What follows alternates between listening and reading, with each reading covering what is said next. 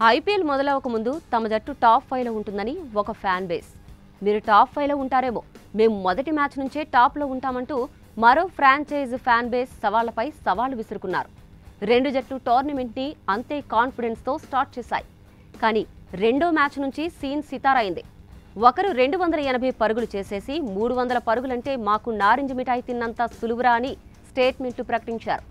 మరొక జట్టేమో తమ చిరకాల ప్రత్యర్థిపై హోమ్ గ్రౌండ్లో సునాయాసంగా మ్యాచ్ గెలిచి ఈసారి మా తలాకి కప్పిచ్చేది మేమేనని విర్రవీగారు. కట్ చేస్తే ఒక టీం 9వ స్థానంలో, మరో జట్టు 10వ స్థానంలో ముప్పు తిప్పలు పడుతోంది. ఇప్పటికే ఐపీఎల్ నుంచి ఆల్మోస్ట్ ఎలిమినేట్ అయిన ఈ రెండు జట్లేవో మీకు ఈపాటికే అర్థమై ఉంటుంది. ధోని సారథ్యం వహిస్తున్న చెన్నై సూపర్ కింగ్స్, అలాగే ప్యాట్ కమిన్స్ నేతృత్వంలో అల్లాడుతున్న సన్ రైజర్స్ హైదరాబాద్. చెపాక్ వేదికగా జరగబోయే ఈ మ్యాచ్పై ఐపీఎల్ అభిమానుల్లో పెద్ద ఉత్కంఠ లేకపోయినా ఇరు జట్ల ఫ్యాన్స్ మాత్రం పరువు నిలబట్టండి దొర అంటూ వేడుకుంటున్నారు. ఇప్పటికీ జరగాల్సిన డ్యామేజ్ జరిగిపోయింది కాబట్టి కనీసం పరువు నిలబెట్టుకునే క్రికెట్ ఆడితే జరిగిన అవమానం నుంచి ఫ్యాన్స్ కాస్త రిలాక్స్ అవ్వచ్చు. ఇక ఈ క్రమంలో CSK head coach Stephen Fleming సంచలన వ్యాఖ్యలు చేశారు.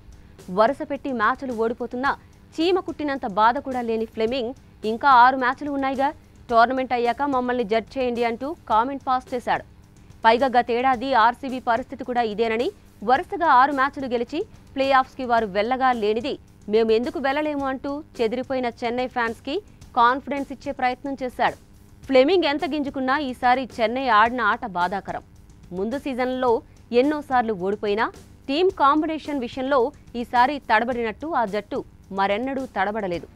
ఇన్ని మ్యాచ్లు జరిగినా కనీసం ఒక్క మ్యాచ్ విన్నర్ కూడా లభించకపోవడం బాధాకరం.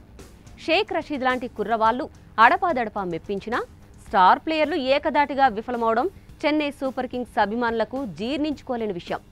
చెపాక్లో మ్యాచ్ అంటే గెలుపు మాదే అని కాలర్ ఎగరేసి మరీ తిరిగే స్థాయి నుంచి అవతల జట్టులో స్పిన్నర్లు ఎవరెవరున్నారో ఒకసారి చూసుకుందామని లెక్కలు వేసుకునే స్థాయికొచ్చేశారు ఫ్యాన్స్.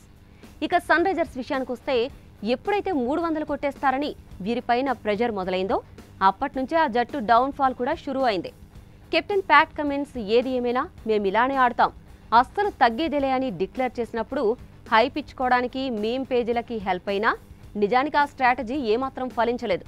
పుండుపై కారం చల్లినట్టుగా టీంలో సగం మంది ఏదో ఒక ఇంజురీతో బాధపడుతుండడం, నితీష్ రెడ్డి టోటల్గా ఫెయిల్యూర్గా నిలవడం, ఇలా ఎటు చూసినా ఎస్ఆర్హెచ్కి కష్టాలే తప్ప గెలిచే దారి కనపడడం లేదు.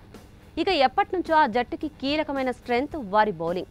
భువనేశ్వర్ కుమార్, నటరాజన్, సందీప్ శర్మ ఇలా చాలా మంది ఆటగాళ్లు చెమటోడ్చి ఆ టీంకి అవసరమైనప్పుడు వికెట్లు అందజేసేవాళ్ళు.